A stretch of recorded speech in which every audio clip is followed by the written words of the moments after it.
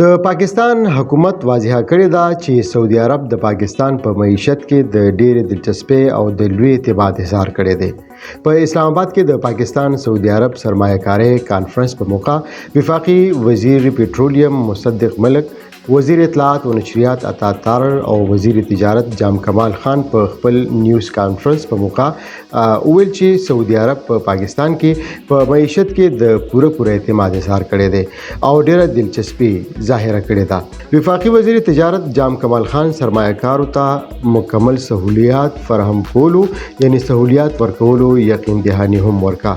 هغه ویل چې موجوده حکومت د ملک په معاشي منظرنامه کې د مثبت تبدیلی راوستلو د پاره پرعزم دی او په دې سلسله کې د حکومت د طرفه مختلف قسمه کوششونه هم روان دي. په دې موقع د خصوصي سرمایه‌کارۍ سہولت کونسل قومي رابطه کار لیفټیننټ جنرال سرفراز احمد ویل چې همیشه د پاکستان په غیر مشروط حمایت باندې د سعودي عرب د مشرانو یعنی قیادت ډېر شکریا ادا کوو او دغه شان کانکنۍ او د معدنیاتو سره په نورو مختلفو شوبو کې د پاکستان په صلاحیت رڼا اچولو نه پس هغوی ویل چې د اس آی اف سی د سرمایه‌کارۍ د حوصله افزایۍ او ټوس یعنی مضبوط او پایدار معاشي استحکام ترلاسه کولو لپاره یو اهم او بنیادی قدم دی. د حکومت دا کوشش دی چې کرپشن ختم شي ځکه چې کرپشن د وجې یو طرف ته د ملک بدنامي کیږي او بل طرف ته ورسره د ملک معاشي نظام هم کمزوري کیږي. پکار ده چې حکومت د کرپشن د ختمولو لپاره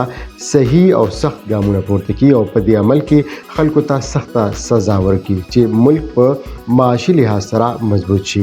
د حکومت دا هم کوشش دی چې په ملک کې د کسانانو یعنی کاشتکارانو مسایل هم حل کړي. یقینا دا د حکومت بنیادی ذمہ داری ده. پکار ده چې دوی ته د هغوی د مهنت صله ملو شي. د خیبر پختونخوا گورنر فیصل کریم کندي ویلي دي چې د حکومت پوره کوشش دی چې د عوامو مسایل حل کړي او دوی ته په مختلفو شوبو کې ریلیف ورکړي. په گورنر هاوس پیښور کې د مختلفو وفودو او عوامي نمائندګانو سره د ملاقات په وخت گورنر خیبر پختونخوا زیاته کړه چې د هغوی پوره هڅه ده کوشش دی چې د خیبر پختونخوا او د وفاقي حکومت ترمنځ ښه تعلقاتو ساتلو او د روابطو ساتلو لپاره اهم کردار ادا کړي. په دې سلسله کې به د هغوی یو مثبت کردار وي او په دې سلسله کې خپل عیني ذمہ داري به هم پوره کوي. دا وخت د اتحاد او د اتفاق ضرورت دی.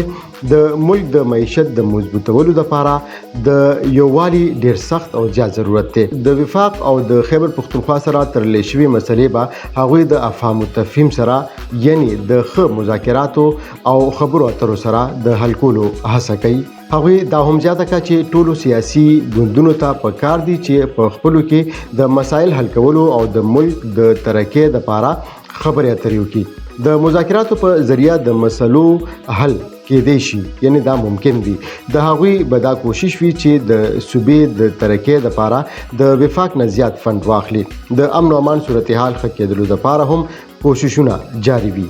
هغوی ویل چې دا وخت د صوبې د حالاتو د ښه کولو او په دې کې د بهترۍ راوستلو لپاره د ډیرو کوششونو او د اقداماتو ضرورت دی. بل طرف ته د تاجرانو د یو وفد سره د ملاقات په وخت گورنر خیبر پختونخوا فیصل کریم کندي ویل چې تاجران د ملک په ترقۍ کې ډیر اهم او بنیادی کردار ادا کوي.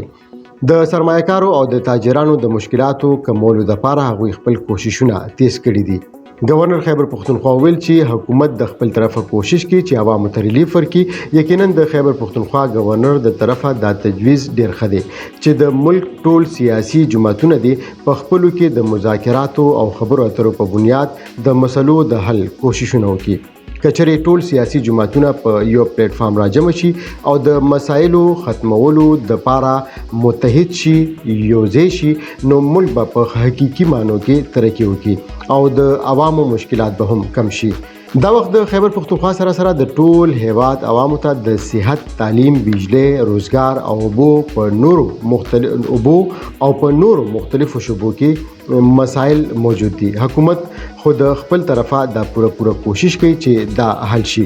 خو که چېرې د ملک ټول سیاسي پارټۍ یعنی سیاسي ګوندونه د حکومت سره مرسته وکړي او مشورې ولورکي او حکومت په دې عمل شروع کړي نو یقینا په دې کې به ډیر کمی راشي. بل طرف ته گورنر خیبر پختونخوا فیصل کریم کونډي ته هم پکار دی چې د وفاقي او خیبر پختونخوا حکومت د ښه تعاون ساتلو او روابط لپاره خپل یو عیني کردار ادا کړي. دا به یو لویه کامیابي وي. گورنر ته هم دا پکار دی چې د خپلو عیني ذمہداریانو په دایره کې د خیبر پختونخوا د معیشت مضبوط کولو او د تاجرانو او صنعتکارو د مسایلو د حل لپاره اقدامات وکړي.